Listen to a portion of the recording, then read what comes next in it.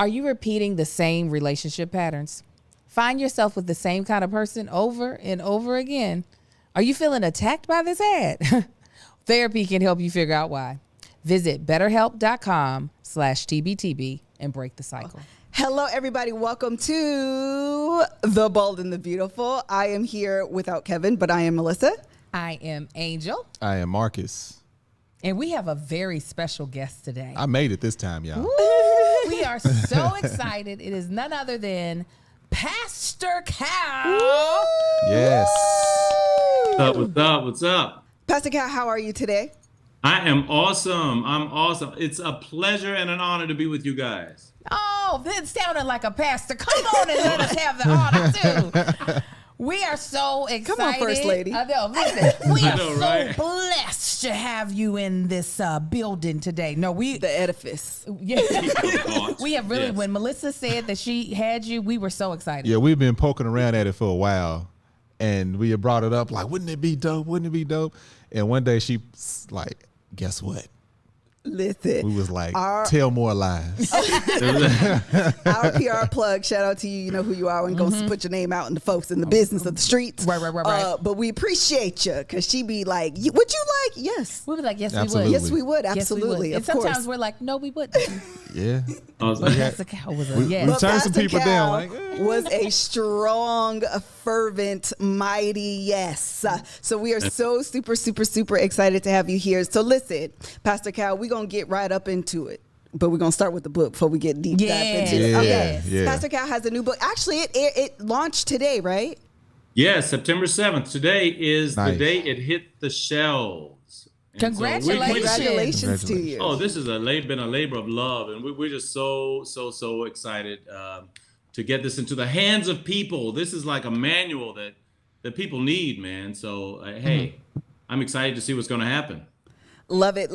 So, of course, you know that we review the Married at First Sight show as married couples. Yes. We're no experts here, Not at but, all. you know, just experience has taught us just maybe a tiny little bit of things. So how long, your wife's name is Wendy. Wendy. Wendy. What's up, Wendy? hey, Miss Hey, Wendy, girl. how you doing? First Lady Wendy. They saying hi to you, baby. No. Oh, she's up in there. Hey, Miss Wendy. Miss Wendy. Wendy. So how long have you been married? Oh, gosh. We are in our 14th year. Oh, Yeah. it's the same as us. Yeah. Listen, 2007 weddings. Or did y'all get married in 2006? No, we got. Now, here's how we celebrate. Tell me. When we celebrate actually, no, you know what? It's so funny because Don't get in trouble. I know, right? We were just talking about this. Whenever our anniversary is and we start the next year, we're saying we're in our next Right, year. exactly. So we actually you know what? It's the 13th year. Oh my God. We got married in 2009, which means Okay. we're in our 13th year. Okay, got Gotcha. it. Okay. Now, we're a little different because we're second timers. Okay. Ain't nothing wrong with it. Listen, my nothing wrong mother's with a fourth, fifth timer. Ain't nothing No, wrong. we just did two. Yeah, we just. Just the two. He said, I just said two. That's it. You We add done. more. Hey, neither Yes, one of us walking up out of this one. Hey, no, this is till death, voluntarily or involuntarily. Amen and amen.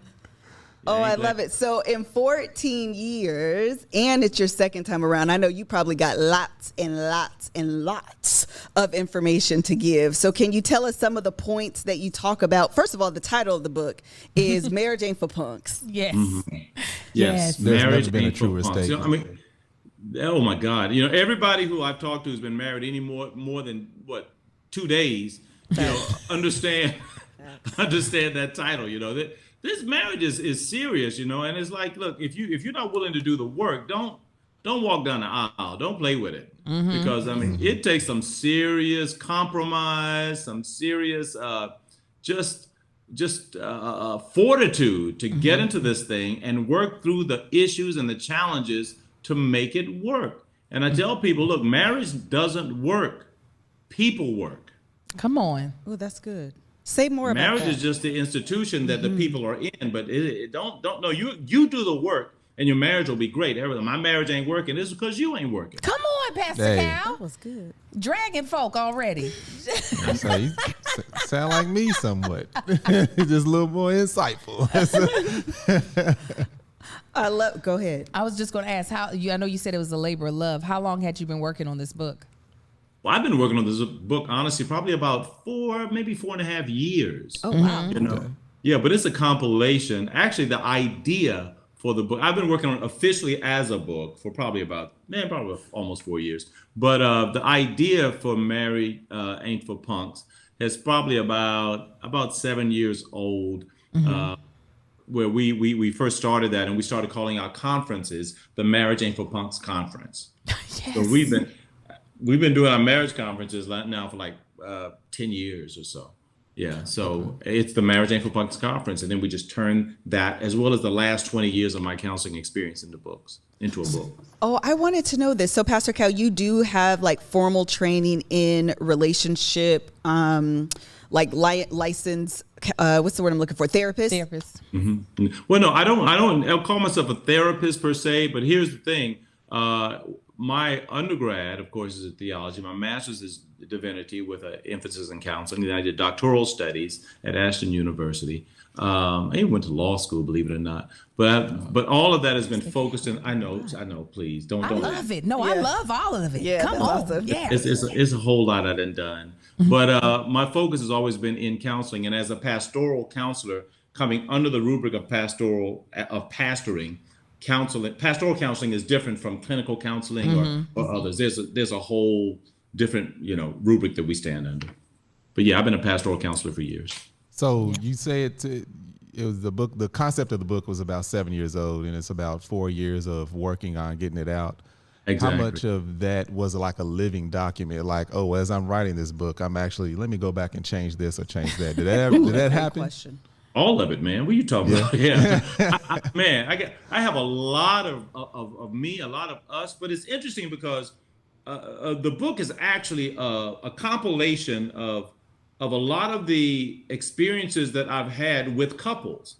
So each chapter begins with a very loosely, I'm talking about couples that I've experienced or that I've counseled or coached over the last 15, 20 years. And I changed the names to protect the innocent, but I tell their stories. And then I talk about their challenges. And then throughout the rest of that chapter, I talk about what I did to overcome those challenges or how they overcame those challenges. So it's a compilation of the stories that I've encountered as well as things that we have personally encountered. Wow. When you think about, some of your major tips, foundational tips that you would give a couple starting out, what are they? Embrace change. Don't ever feel that someone is doing you an injustice for wanting you to change. It's so funny because people always say, don't change me, don't change me. I'm like, well, look, we don't have a problem changing for our jobs. We don't have a problem changing for, our schools. I mean, we change for all kinds of stuff. When we get into relationships, all of a sudden, we get brain locked. Nope, don't change me, accept me as I am. Well, that's great. Everybody wants to be accepted as they are, but no one needs to stay as they are. My wife has changed me tremendously. And I'm proud to say, and I like to think that I've changed her also. I think I've had more changing to do than she did. But, regardless, I think that it's necessary to understand that every event you have in your life will change you. If I would ask each of you individually, you're not the same person you all were last year. No. Right. Y'all not the same person you were last week. You might not be the same person you were last night, because every event, every experience you have changes you. And as a couple, you have to come together to determine where you have changed, and then find some kind of compromise, some kind of unity, through that. And that's where the conflict comes, when you're coming together to see where your differences are, and then you have to find some sort of unanimity in that. See, this man is over here changing and helping lives right now in this moment. Let me tell you how many people needed to hear that. Be prepared to change. I love that answer. One of the things that Kevin and I often say is when people ask us a similar question is prepare for nothing to change and prepare for everything to stay the same. Meaning there are some things you're signing up for and your partner will not change. So be prepared for that to stay the same. And there's some things that you signed up for and how they are will change. Right. And you have to be able to go with that as well, because that's just life. It's just what it is. Kevin didn't like avocados when we first met. Now he loves them. He hated spicy food, and now he can stomach it. It's just part of life. And if you expect whoever you marry to be the same person, as you said on I Do, the day you said I Do, to be the same person years later, child, you're going to be in for a doozy, because that's a ridiculous expectation. It's like a woman came to me once and said, you know what, my husband, he's not the same person I married. I'm like, duh. It shouldn't be. Yeah. I mean, you're talking about 10 years. How are you going to be the same person you were 10 years ago?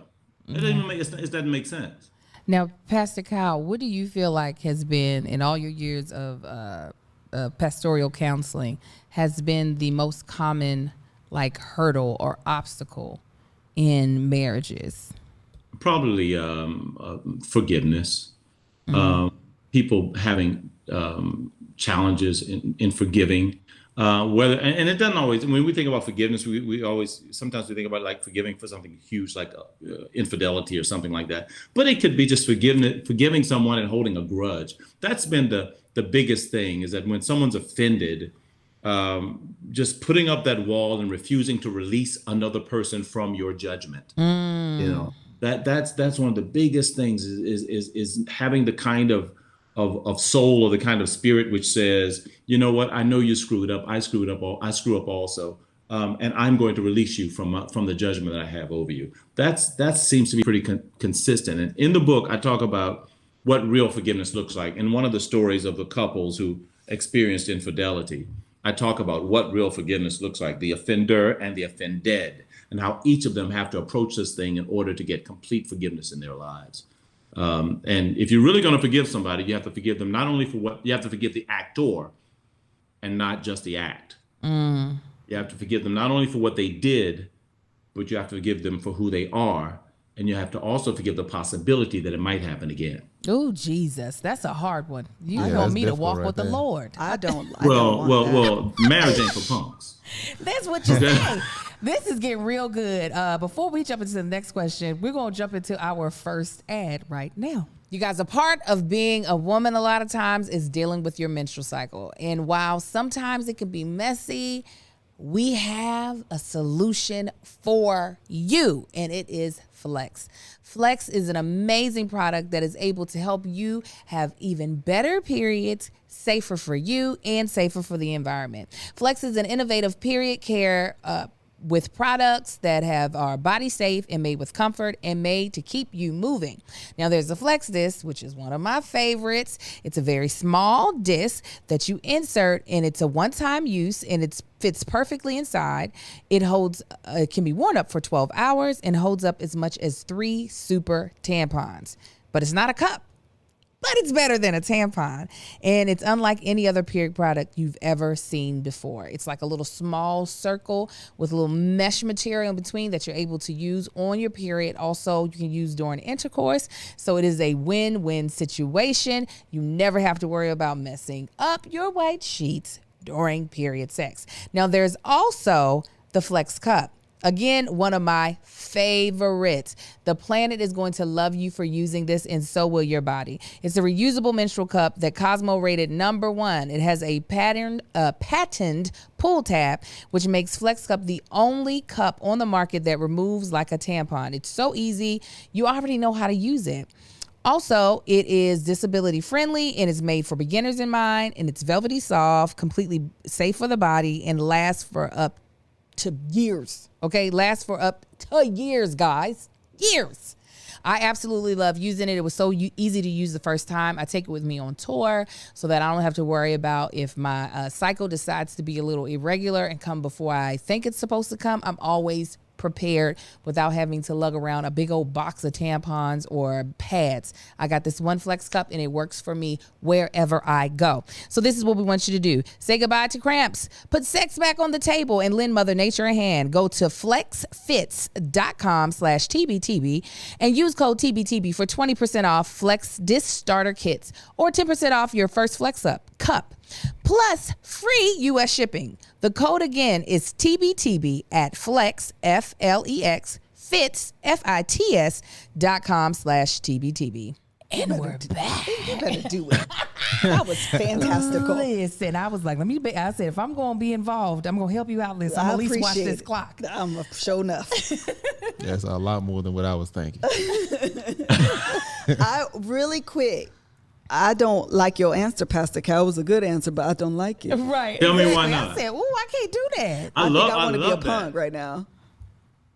Why don't you like my answer? You know why? Because I think it is so, well, I love your answer. I just also hate it. Because I think it is so, I think resentment builds when forgiveness is conditioned upon not forgiving. It's almost like grieving who I thought you were. Right. That's good, Liz. And so if I'm holding on to it and you're not that, then now what? You mean I got to forgive that too? I don't want to do that. Yeah. And the thing that hinders forgiveness is simple. It's pride. I mean, come on. We all have a preconceived notion, or just a notion of how we feel our spouses or our significant others should be. Mm-hmm. We have a notion of how we feel they should act. And we even have a notion of how we feel they should respond, when they've done something wrong, and how they should treat us. Yeah. But if you really want to be married, you have to honestly erase that. And you have to accept them where they are, how they are, who they are. And that's why this whole thing of forgiving for your past, your present, and your future is really tough. But this came directly out of an experience I had with a couple where she asked me, should I leave because he's cheated on me multiple times? And I said, well, if you left, would you miss him? She said, yes. I said, well, if you left, do you feel as though you would regret it? Yes. Well, then why would you leave? She said, well, how do I stay? And that's when we talked about forgiveness and the fact that forgiving the act is one thing. But if I only forgive the act, then I'm leaving it open for when you do the act again, I got to forgive again. But if I forgive the actor, what I'm saying is that all of who you are, all of what you did, I'm forgiving the fact that I'm forgiving you, not what you did. I'm forgiving you. And I have to see you in a new light.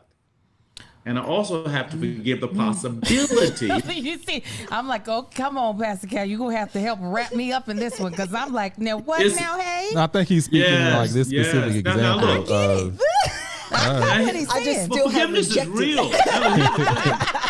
y'all ain't ready. No, I told you that. Y'all some punks. Punk. I'll tattoo it on me. This is also why I'm not a pastor and people don't come to me. Stay, or you can forgive and leave. Amen. There you go. But the issue is not whether you stay or leave. The issue is whether you forgive. Okay, now I can get with you on board with that, Pastor Cal. But you have to forgive, and I have seen it over and over and over again. That when people truly forgive, they say, "Okay, fine, I can forgive and leave. That's cool." But when you truly forgive, and you see that person as a flawed individual, you see that person as someone who fell, not someone who intentionally fell, but someone who has an issue that they need to overcome. When people see that and they forgive, 9 times out of 10, they start reconsidering whether they want to leave. I'm not going to tell you wrong. I just still reject it. She said, let me just put that in the reject box. But no, that's something. I mean, again, that is why you are a pastor and you meet people where they're at, and why I'm not. Because I'll be like, I don't care if you miss them. Leave. Right. But I understand you're meeting people where they are, where they might say they're leaving, but they ain't really left. That's so true. They're still there. Yeah. And I've seen people stay. I've seen people through some crazy stuff, man, and get through it. I've seen we have too. Yeah, we definitely know some folk that we just like. Well, we'll stick. Yeah, it's just like, Exactly. Y'all made that work, huh? Right. But here's the thing: you can't be any madder at someone's spouse than they are. Yes. Come on, that's a hard one, Pastor Cal, because you be wanting to be, and you just like, you ain't as mad as me. This is silly. I'm like, no, I'm minding my business. I'm There over you here. go. You want me to be mad with you? I'll be mad with you in a moment.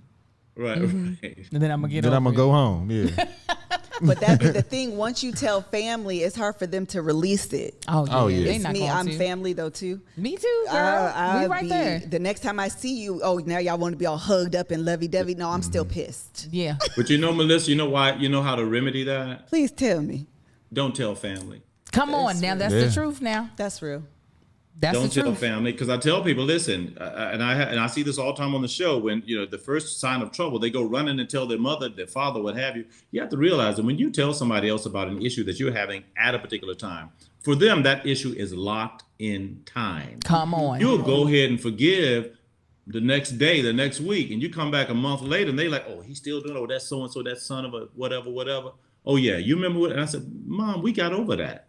Right. I don't believe it. Right, because you have to tell them something. First of all, you try to get over it yourself. If you want to reveal something to your parents or friends or what have you, reveal the story after you've resolved it. Because they're still living in the moment of finding out and the heat that you brought to them. And Absolutely. usually you go to the person and when you're at your lowest. So they're seeing you there. They're not Exactly. seeing the transition. And just like, how can I forgive somebody for making you feel that way? And you know they're going to take your side. Come on. That's why they're coming to you. Like, be mad with me. Yeah. They're going to take your side. They're not going to say, what you do. No, they're going to take your side. Yeah, I really quickly want to say this, 'cause I think I saw a comment there when they were talking about domestic violence. This is barring domestic violence. Obviously, if you're in a domestic violence situation, reach out, tell somebody, get the help. That's not what we're talking about here. Yeah, and thank you for that caveat, because you're absolutely right. If there's domestic violence, is there even emotional abuse and sadistic emotional abuse without any violence, you still have to consider whether you want to leave. Now, even if there's domestic violence, even if there's some sort of sadistic abuse short of that, you still have to forgive. You just can leave. You just should leave. I knew that's where he was going. Forgiveness is I was not not for getting them. no amen lights right now. Forgiveness is I for knew you. that's what he meant. Ain't nobody saying that. Y'all like, okay. Yeah. Now, how is he a pastor? No. But no, and also to clear up, he wasn't saying don't tell your family in order to keep it to yourself. Like you can still work tell a through pastor, that. you can still tell a therapist, just Tell people who are someone, actually going to help you in the situation. An objective person. Tell an objective party who can actually help you, a counselor, a therapist, or someone who can actually help you. But sharing with someone who's only going to be on your side, who's invested in you more than they're invested in the relationship, is not going to be a benefit. Right. That part. Yeah. I think married people look at those situations different too, because we've had friends come to us with situations. It's like, can you believe so-and-so did this, and that? And then me and Angel looking at each other like, you wrong. Yeah. Like you feeding this monster. Yeah. You was in the wrong here. Like, You are the one that set this up and when it backfired. And they like, yeah. You we ain't gonna side always with step me? light, because you never know what happened in the household. It's like, Friends that want to have you hold you accountable, I hang up on. just in regular situations, not even dealing with like, listen, Kale, she'd be like, don't come over here with logic. I don't need to be corrected. none of that. Come over here with that energy. That's funny. Now, Pastor Cal, you know what we salivating for. You know we need. Go on. Go ahead. Go ahead. Come Is it on. time? Can we talk about it? We sure can, child. Now make sure y'all pick up his book because we want y'all to get Marriage Ain't for Punks. Mary Jane for Pup. It ain't, Wherever child. books are sold. Wherever books are sold. Wherever they They're sold. sold. But now we got to jump into Right Married at now. First Then now Sight. that you watching it, go get it right now. We'll wait. That's right. That's right. That's right. That's right. Wait, All before right. we do this, can we do an ad right here too? We had like 5 more minutes. 5? I'm Okay. paying attention. You are? Okay, cool. Then go and live your life. Ooh, Pastor Cal. So we are in, how many seasons have we 12, done? 13, 14. We've done 3 seasons. Oh, correct. And you have This been a was everywhere. consistent in all 3 seasons, championing for these couples that we sometimes are like,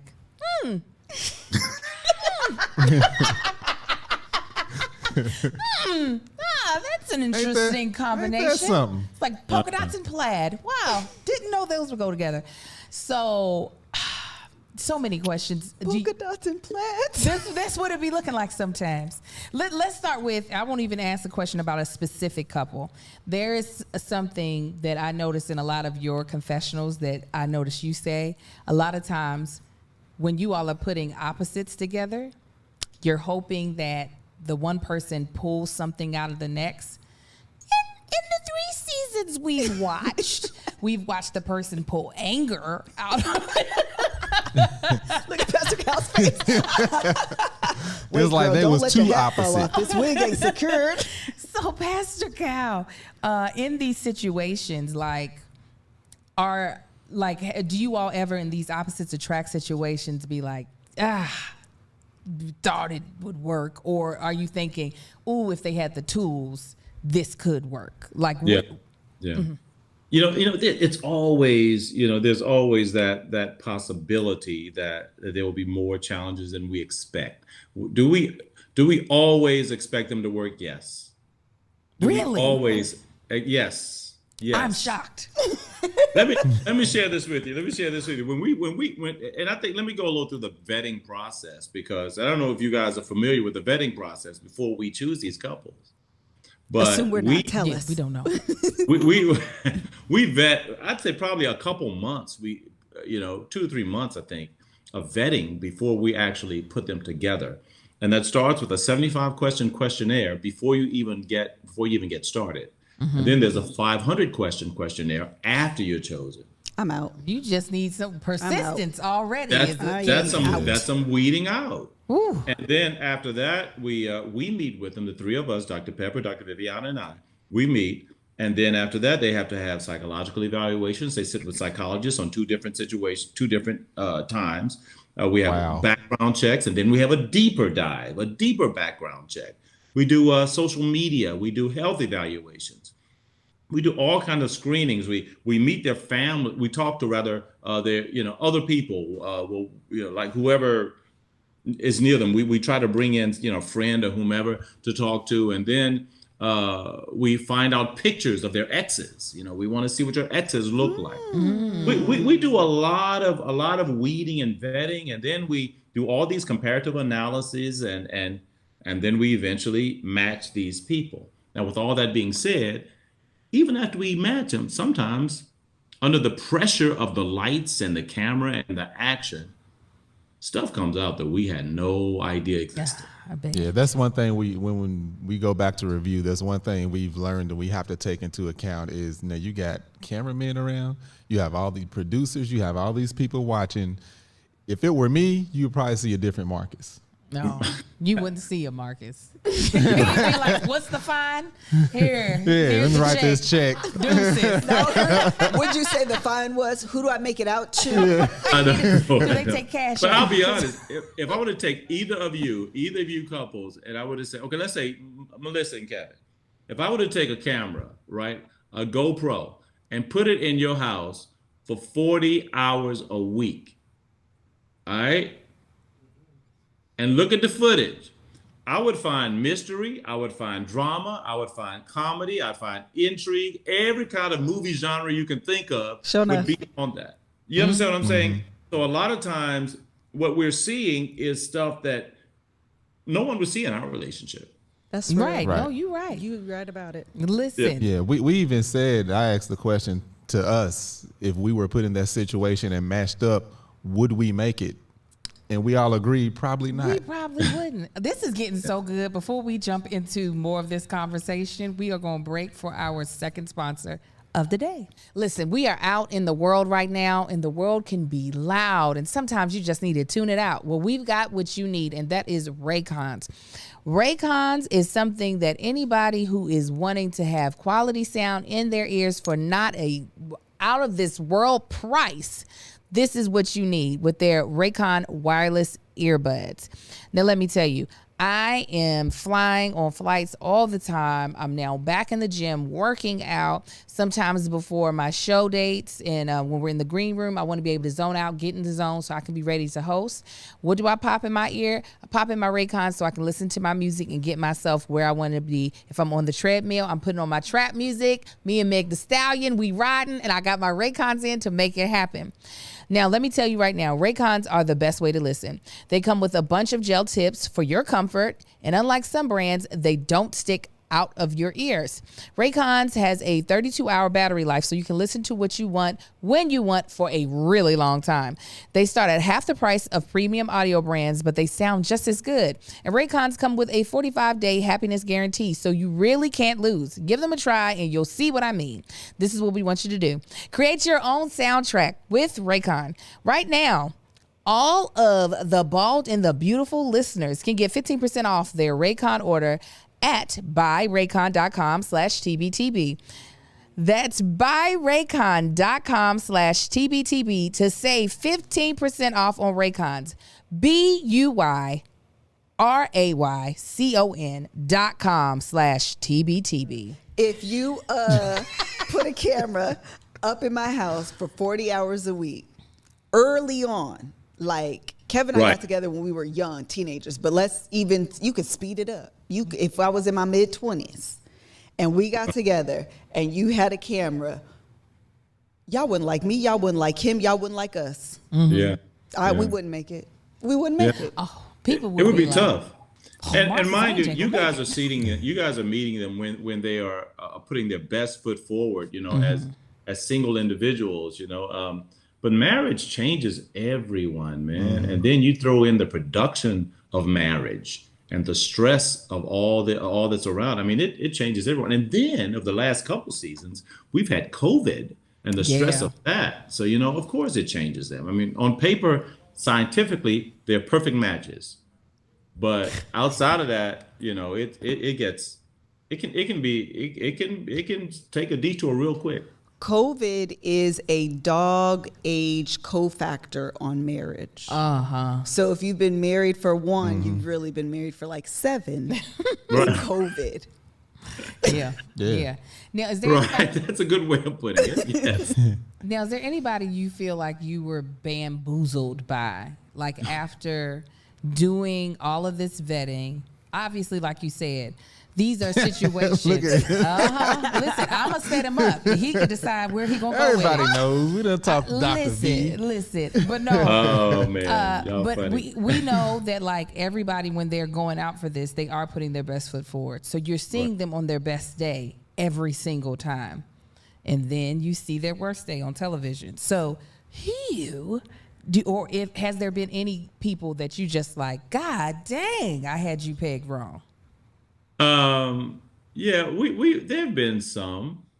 Any in the 3 seasons we watched? You said what? Any in the 3 seasons we watched? Well, I don't. I would say that there have been most. Let me put it this way. How can I say this in a very, very tactful manner? I could see an ex-husband that surprised us. From a previous season. Yeah, definitely. But I don't want to say the names to protect them. Yeah, I think it goes without saying. Yeah. That's fine. Yeah. But again, there's no accounting for how a person acts under extreme duress. I mean, there's no accounting for that. So anything, and mind you, they've gotten through a lot of vetting. They've got. If you can get through some psychologists, 2 psychologists, trained, experienced psychologists, and you get through them, what are we going to say? Yeah, that's when you said like the 500 question and 100 question and 2 psychologists and background checks. Right. I'm like, some people are just masterminds. Yes. Exactly. Yeah. So it's yes, there are people. Yes, we have been surprised. Needless to say. When you think of the couples that have made it, what do you see as a common theme or thread for those couples? Well, I will choose someone and I'll say their name on this one, because probably one of my the greatest example. Well, 2 people. The great one is Bobby and Danielle out of Dallas. Okay. Bobby and Danielle. Do you know them? Do you know who those are? I just Sorry, Okay. Pastor. I just want you to know that we don't know who you're talking about. But good job, Okay. Bobby I'll and talk about Danielle. somebody else. Okay, fine. The three Somebody you last might seasons. remember. Greg and Deanna. Got it. Okay, Got it? Okay. We love Greg and Deanna. Greg and Deanna are a prime example of of two people who I believed were going to make it from the beginning, and they were consistent the whole time. Let me tell you what Deanna said. She made this comment before she even walked down the aisle. Deanna said, whoever is standing at that altar, I'm going to be married to him for life. Oh. She made that declaration, and because she was in the mindset that, hey, look, this is real to me. This is an opportunity to meet someone. I'm going to trust the process. And the other thing that they did, as well as with let's see who else, Shawnice and Jeffy, I got them. Christine and Keith. You ain't saying that name I know, but I'm gonna follow you, Pastor. Okay. But the one thing that they've done is that they also listened and followed instructions. We give them so many instructions during the season. Some things you see, some things you don't see. These exercises that we're giving them are a reason. It's for them to open up. It's for them to try things, because this is a very radical thing for them to be. You marrying somebody you just met. Do you know how crazy it is, Pastor Cal? Yeah, I mean, come on, you married. Somebody asked me, well, would you let your son do it? I said, well, if I'm the expert, yeah. Yeah, absolutely. Yeah, sure. But you're marrying someone you just met, and now they've been vetted. We didn't just pull somebody off the street and say, hey, y'all get together. But you're marrying someone you just met, and then you're blending lives, and you're having to find out about these person. We're starting with commitment and then building a relationship, as opposed to a traditional relationship that starts with the building and then comes to a commitment. So this is very radical and very. So when I see people on social media and they start criticizing folks and say, "Oh, do you realize how stressful this is? This is serious, man." Yeah. It is. One of the things that I always find interesting, we brought this up in one of the reviews we were doing about the impact, the gravity of starting with the commitment first. And I think it speaks to when people say that marriage is just a sheet of paper. But when people are going into this marriage, most of them, this is real life and forever for them. Oh my God. That is so true. You know, it is. And these people are very sincere. I mean, I don't want you to feel as though people are doing, well, you know, I mean, there might be some who in the past, there may be just a couple who may have come in with the wrong intentions, but generally these people are sincere and they really are looking for their lifelong person. They just have not been able to do it on their own. I mean, we all are blessed. I mean, we were kind of given mates. We found somebody that we could be with, and we stayed with them. And so our situations, look, we were able to find someone. For these people coming on the show, a lot of times they cannot find anybody. They cannot, for some reason, something in their past, something in their life or whatever, they're having trouble. And so they use this as an alternative. Most people are saying, I'm sick of dating. Right. I'm sick of social media. I'm sick of swiping left and right. Can you find me somebody and get beyond all the dating so I can just be married and go on with life? So it's stressful. But look, we have roughly about 16 couples, I think. 13 marriages. I don't know. It's a whole bunch of that are still together. And we got 8 babies. Yeah, they be popping out babies. If they stay together, they be having them they kids. making them kids. Yeah. 8 man, that's crazy. That's really crazy to think. That's amazing. That this show set up as wild as it is has created successful marriages that have resulted in kids, and these couples be having more than one child. More than one. I mean, I'm a huge advocate. I've talked about it before. I love the thought of arranged marriage. I think it is so smart, especially when you're looking at like things outside of just being romantic. Things that can ebb and flow, like romanticism, and then spark. Some days you got the spark, other days you just like, why are you here? But like the core thing. So I do love that about the show. But do you all want to ask them about this season's couple? I have a question in general. So during the progress of the show, I've said, I think we can all agree, up anything pretty much dealing with politics after 2015-16, politics are no longer just politics. Right. So when you have, is this something you all are looking further into now? Like we seen on this season as well as last season, where you know how people on polar different sides of that political fence. And it seems like, I don't know, one couple, I feel like this season, that might be the breaking point for them, but we'll see. So is that something you all are looking further into versus, you know, starting off, you know, maybe the first 10 seasons? Mm-hmm. Yeah, we definitely have had to sort of change our philosophy and our approach as far as, you know, people's political preferences. Because you're absolutely right, Marcus. It's gone from just, you know, who I vote for to it's almost like a moral decision. Yes. You know, where it's like, I mean, people look at this and they literally judge you based on who you voted for. And I ain't gonna call no names, but you know, one president, you know, caused that to happen. Yeah. You know, that's why I said after 2015-16, things are different. Things are different, man. So yeah, that is something that we're considering more deeply. The interesting thing is, whenever someone tells us, and look, and people have told us, look, if you voted for Trump, I don't want to have nothing to do with you. Okay, we take that seriously. We take that, and I get it. And yeah, right. And that if that's a deal breaker, then we take that seriously. But if you tell someone, if someone says, you know what, well, my family's been Republican, they voted Republican, but as far as I'm concerned, I really don't care, you know, yada yada. Okay, fine. If someone says, yeah, well, I'm a Democrat, but I have some Republican values, some conservative values, and okay, fine. Well, then we're going to take you at face value. I have a question on that because I think I understood where your question was. Folks said your question was good, Marcus. I don't know what it was, but I think I understood the context. I see one. It says good question. My question is, Pastor Cal, folks be lying, don't they?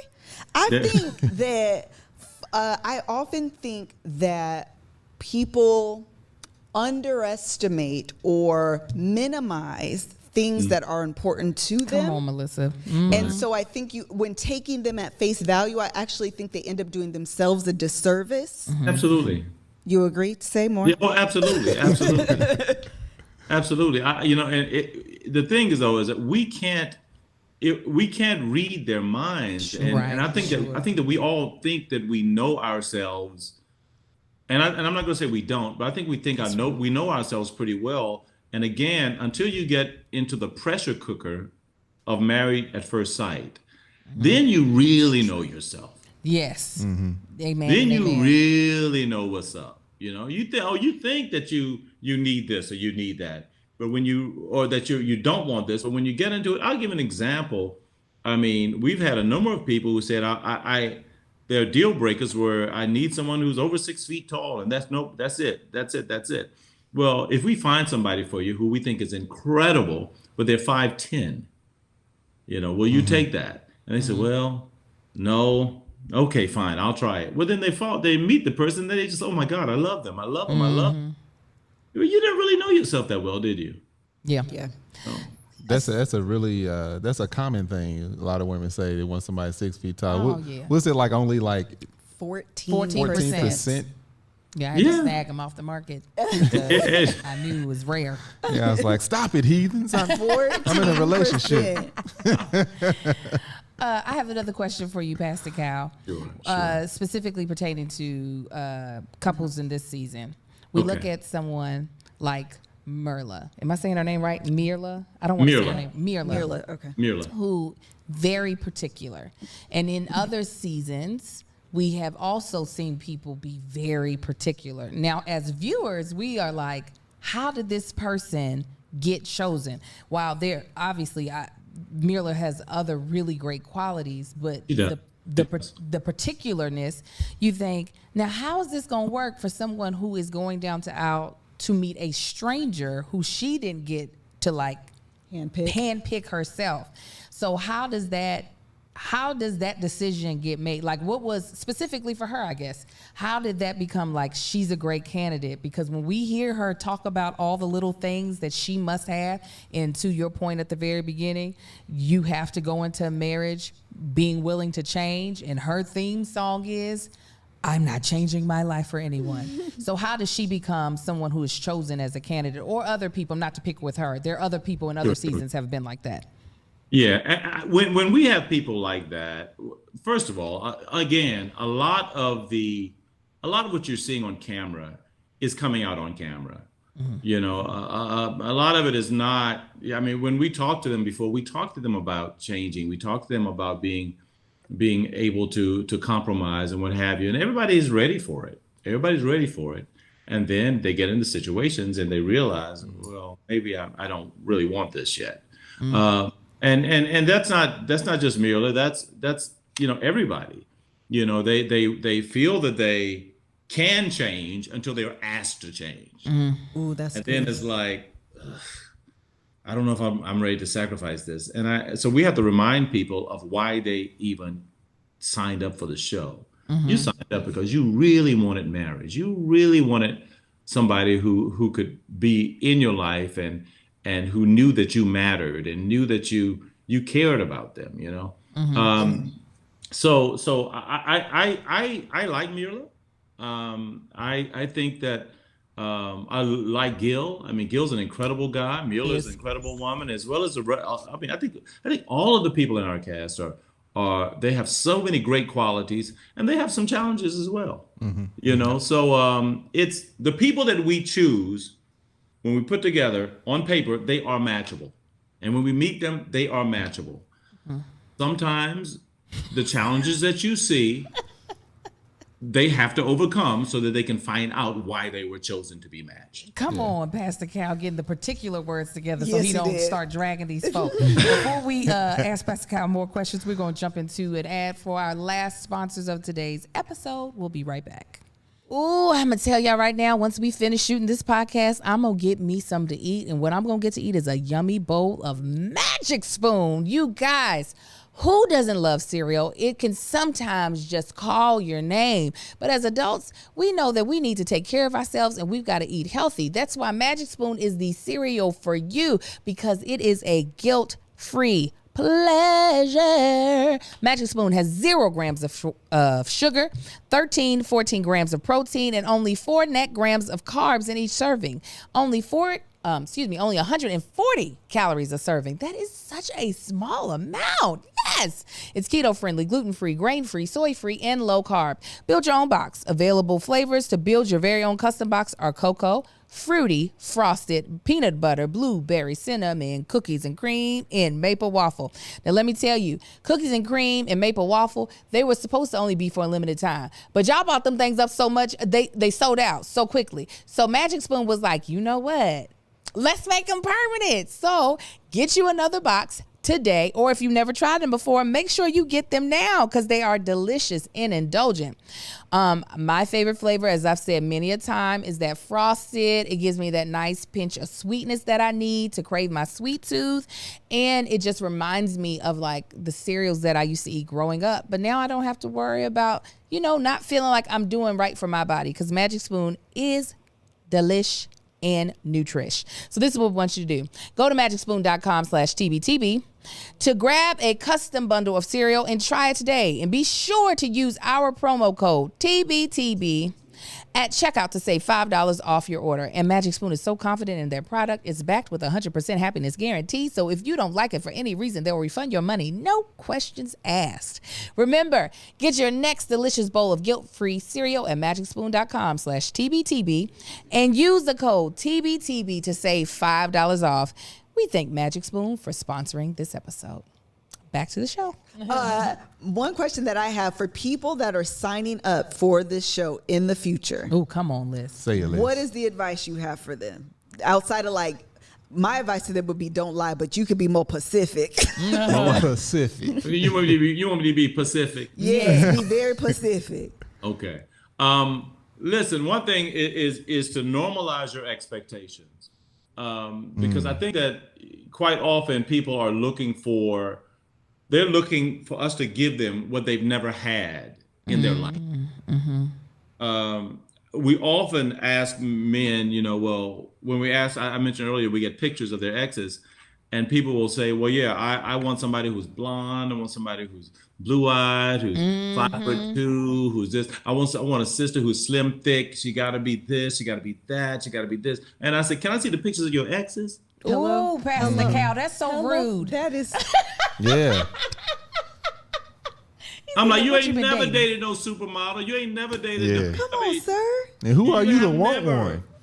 And Sorry. yet you want us Sorry. to give you what you have never had. Right. So going forward, and that's not only in the physical, but understand that if you've been doing something the same way, you have your standards, your checklist, and you've been doing this over and over and over, and your relationships are not working, you are the common denominator. Come on. Hurt people's feelings He today. did too. Yeah. So when you come to be married at first sight, understand we're not going to follow your pattern. We're going to take all this information and we're going to give you what you need. Be willing to find out, to be willing to grow in love with that person. Because if you do, you'll have something special. And we got roughly about 13 to 15 couples that can testify to that. My answer. Yeah, I think it was a very good answer. I think absolutely. I didn't expect you to go there, but I think normalizing your expectations and even more about, let me see what you've had before. And I think they want to use you guys as a fairy godmother. That's exactly Yes. what it is, A Liz. skippity dippity do. Like, come and give me everything I've been looking for. And that's just not reality. It's And not. sometimes it's like they feel like the reason they haven't gotten married is because the person hasn't shown up. Yes. And it's the like, person, 5 of them showed up. Right.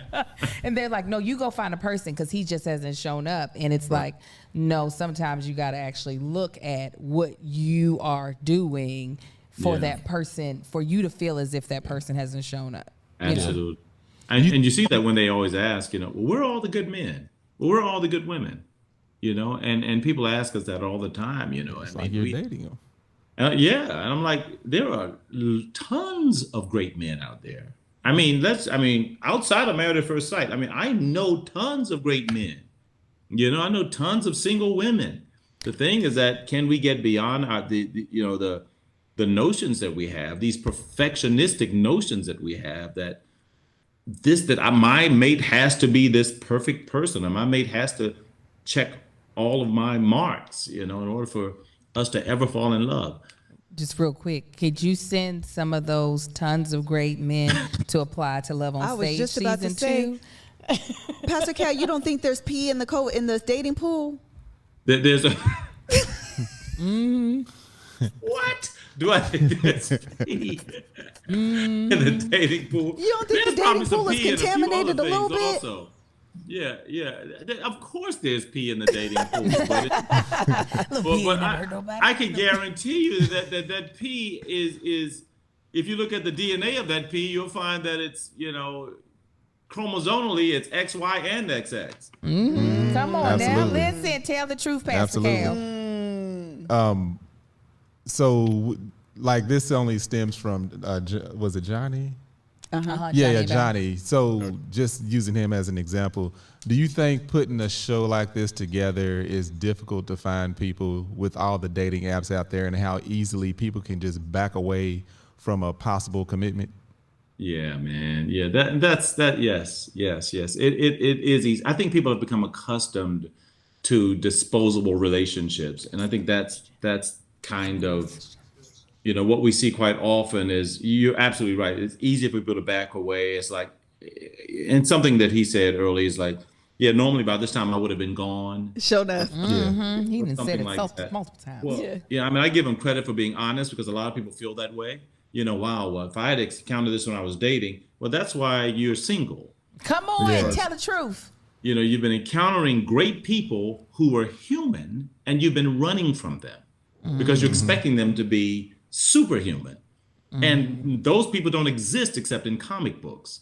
What we want are real people with real problems. You work through those real problems so you can have a real relationship and develop real love.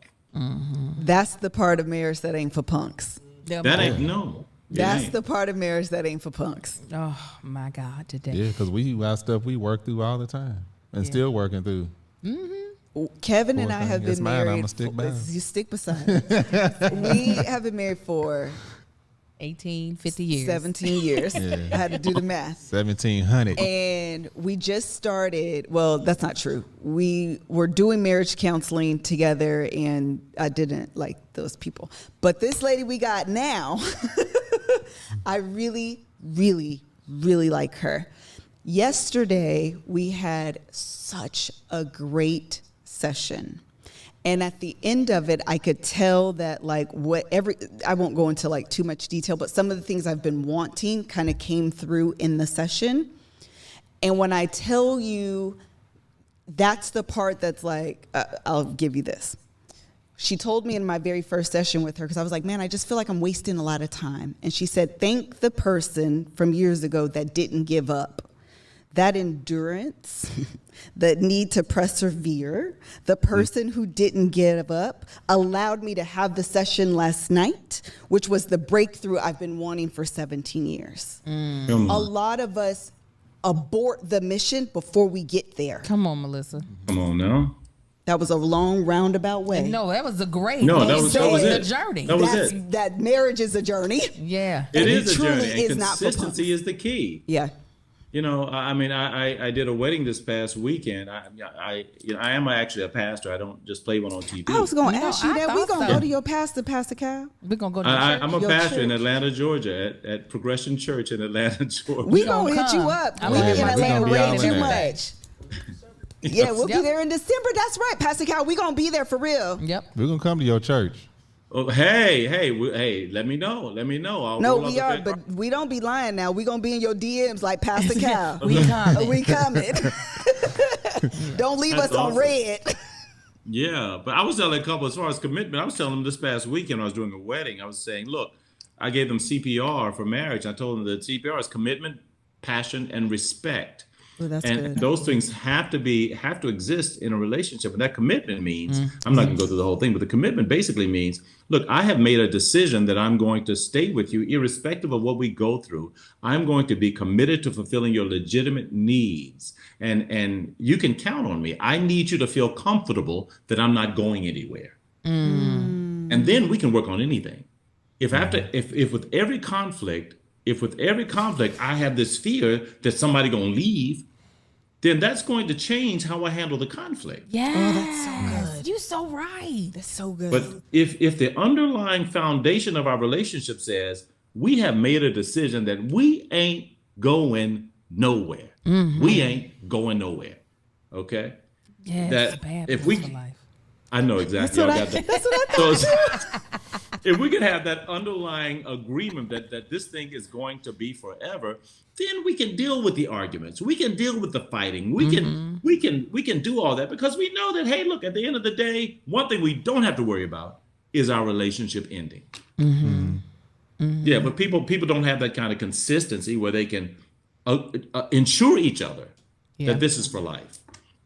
Now, Pastor Cal, is there a couple in the recent seasons, ones that me and Marcus know the names of, please, that decided to end their marriage that you truly, and I know all of them you truly believed would work, but when they got to that couch, you truly believed, if you just had that commitment, you all could skyrocket out of here. If you all could just get over this threshold of this day, that you feel like, man, you all could really do it.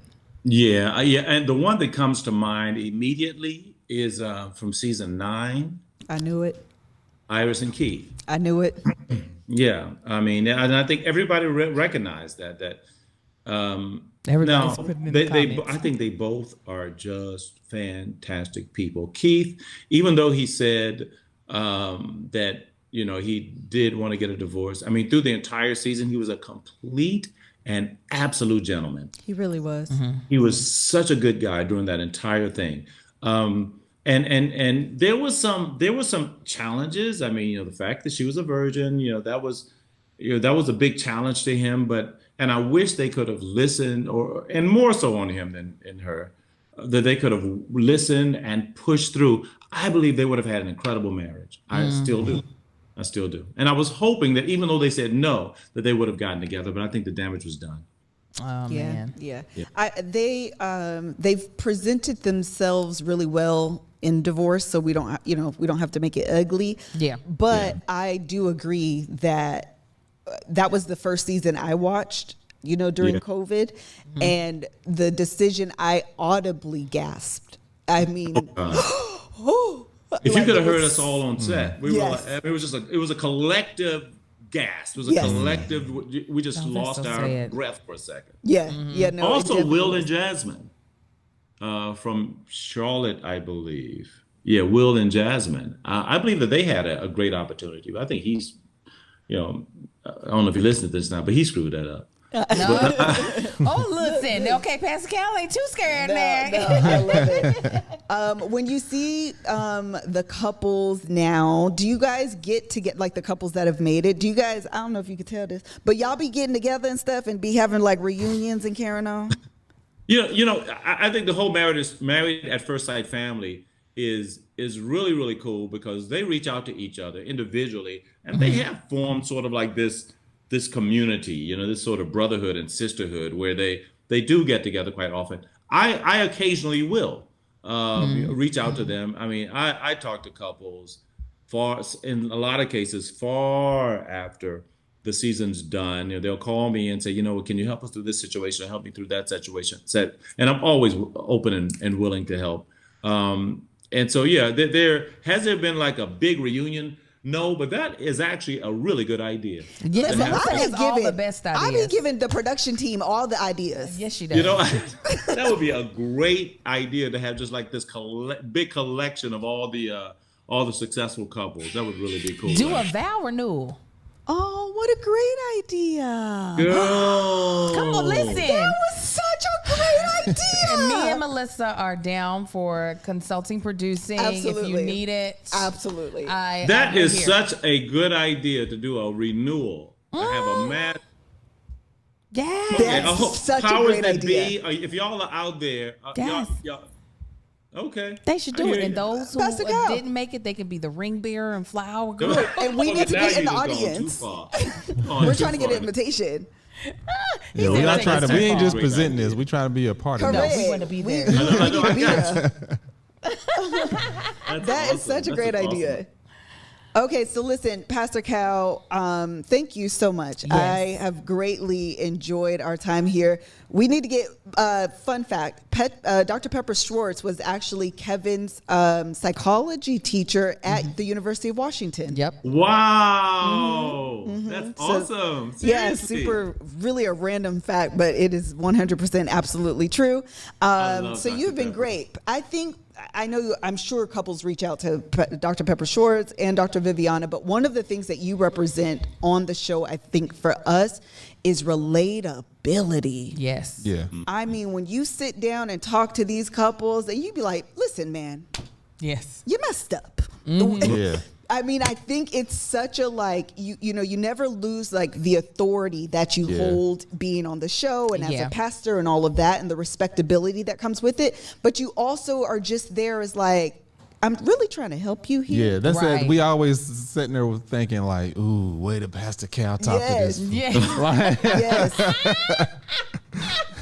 soon as I we see the tell glasses come my off. wife all the time. I'm like, God, I got to work on my expressions. So No, we no. need them. They're the best. No. We need them. As soon as we see the glasses come off, we like, oh, I know, here it man. comes.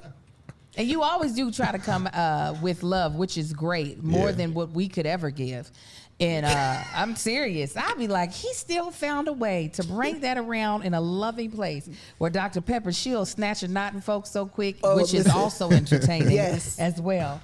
But you also, I feel like you represent a voice. While the casting is always diverse, it's nice to know that there is a black man Absolutely. on the side of the Experts. vetting and putting these couples together, because there is so many other complexities. I was actually just talking about this on Rose Pricks, this other, I reviewed The Bachelor, which I hate that show. I love this show. I hate that show. But one of the things that I always, that frustrates me is that when they cast these shows without thinking about the complexity of what it's like to be black in this country, as well as how relationships are even built in this country when you're black, when you're a dark-skinned woman versus a lighter complected woman. So I thank you for being there, because that's something that I know a lot of other dating shows where they don't have a person of color, a black person specifically, helping with casting. They're not aware of, they don't care about, so they don't realize the optics that are, happening on camera. Yeah. Right. Yeah. Thank you so much. I appreciate that. Another show The Blacula. The Blacula, yes. Do it. Please do. I'd watch it. I'd review it. I'd do a podcast. We'd be all over it. The way we review all the dating shows, we would anything you want, Pastor Cal, we're here for. Oh, absolutely. Listen, thank you so very much. We appreciate your time. If you want to tell people one last time where they can get your book, the title of it. Is it on Audible? It is Audible. I actually spent hours and hours doing the audio book myself. I'm so happy you did. I wasn't going to say anything if you didn't, but I always believe that authors should read or their own audio book. It should it was happen. a lot of fun. Yeah. And you want to hear your voice. I want to hear like your cadence and your intonation, and I'm sure you have like funny quips, and maybe you pause here differently. Yeah, because as I'm reading, I read, especially if I know the author, I read in their voice. Yeah, exactly. Yeah. Well, I'm so excited, looking forward to you guys reading. And give me your feedback. I want to know what you think when you read the book. Let me know how it affects you or what have you. So I'm so excited for that. And thanks for the opportunity also. Thank you. All right. I think the opportunity was ours. Yeah, it really was. And check it out. You can get the book on Instagram. I am Calvin Roberson. Look it up there, or wherever books are sold. You can go to my website, calvinroberson.com. I am Calvin Roberson on IG, or wherever. Go to Barnes & Noble. They got them there, all over the place. Love it. And you can find Pastor Cal on Instagram as well at I am Calvin Roberson. Yes. I am Calvin Roberson on Instagram. Yes. And let me just say this also. I hate to prolong, but the book is actually called Marriage Ain't for Punks, but it's for everybody. Whatever stage you are in, in your relationship. Whether you're married, single, or divorced, or thinking about marriage, or what have you, because some of the principles in there are just relationship principles that everybody can relate to. I was going to say, the title says that to me. Like, no, you can read this at any moment in your life. Yeah. Absolutely. And relationship or marriage is really self-work first. And then you do it together. So Marriage Ain't for Punks really, to me, also sounds like get yourself together. Amen. Because you'll get beat up once you say I do if it ain't together. Right. Yeah, and I'm going to have a live signing on September 9th. Okay. Oh, that's around the corner. That's 2 days. That's in 2 days, actually. Is it? Yeah, 2 days. There'll be a online live signing. So you can find out more information. That just hit me up on my IG. You'll see that. Oh, wait. Oh, wouldn't you say you're doing it on Instagram? Or you're going to do it at a book actually, club? the live signing is through a Premier Live Signing, where we actually do all the signing online. It's live. And you can call in and tell me your comments, and we sign the books, and you'll get it. Got it. Oh, okay. Nice. Yeah, Okay. I thought you were about to be in front of a bunch of folk, and I was about to say, wear your mask. Yes. Dr. Cal. Oh, no. COVID ain't that bad. They can't get through the computer. No. Okay. Yeah. No. You good. Thank you once again. We appreciate your time on today. Hopefully we can have you back, Pastor Cal. You can come back anytime you want. Anytime you want. Thank you so much. You guys are awesome. All right. Thank you so much. Have a good one. Thank you, guys. Bye.